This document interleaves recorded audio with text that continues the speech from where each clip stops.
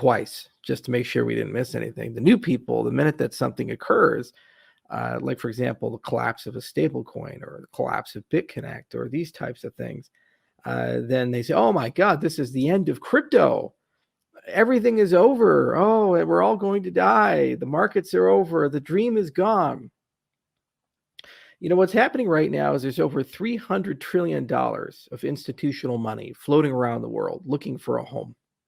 The last 20 years in particular, there's been a hyper acceleration in the printing of money.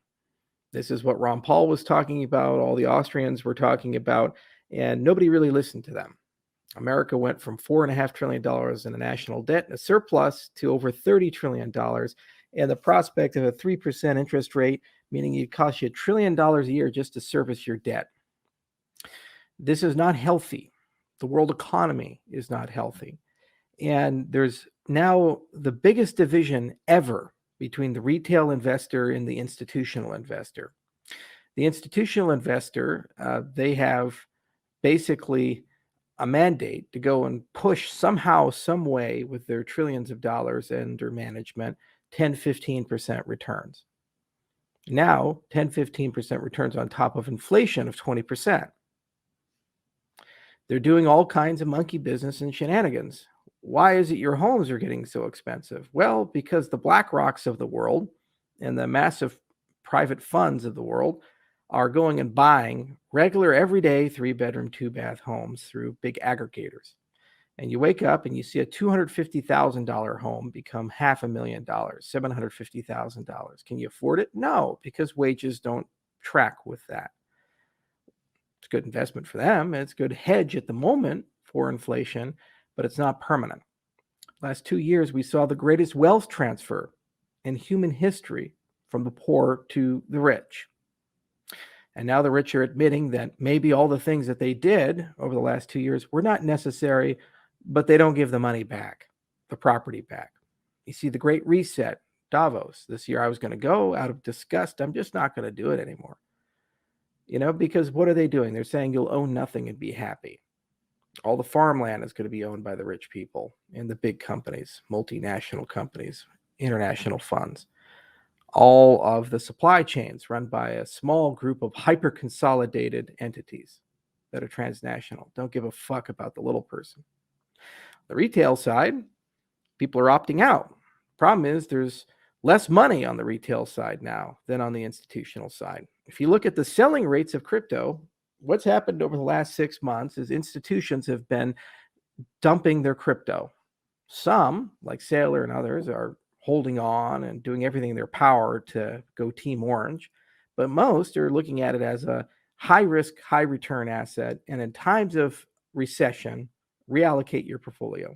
This was always the danger of inviting the Wall Street types in, is that they would just simply treat crypto like any other asset and label it as an exotic high-risk one.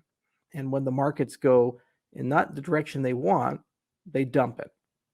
The retail people are holding because they are opting out of a global system that's unfair, a global system that's frankly rigged.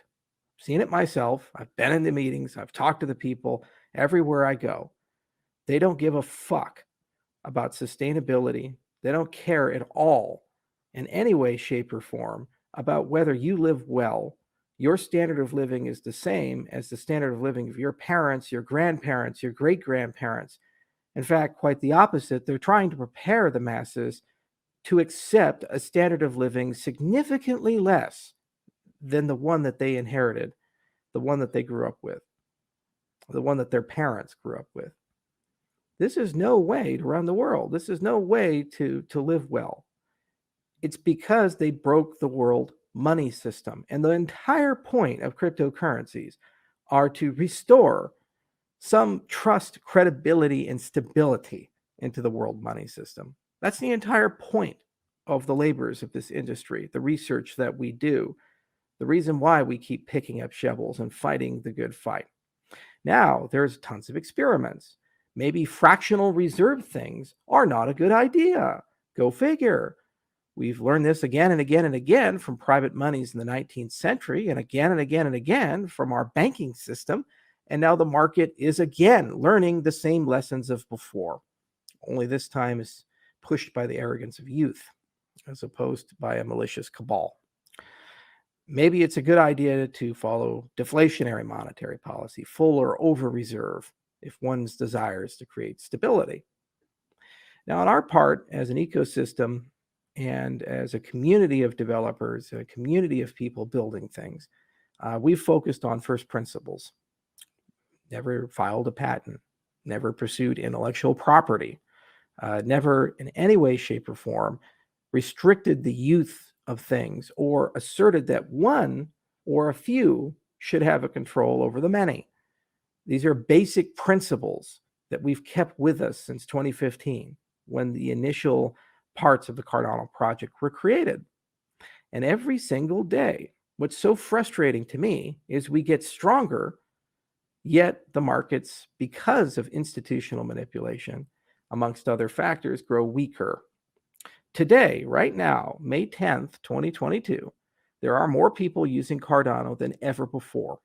There are more transactions on Cardano than ever before, more smart contracts on Cardano than ever before, more NFTs on Cardano than ever before, more dApps under construction than ever before.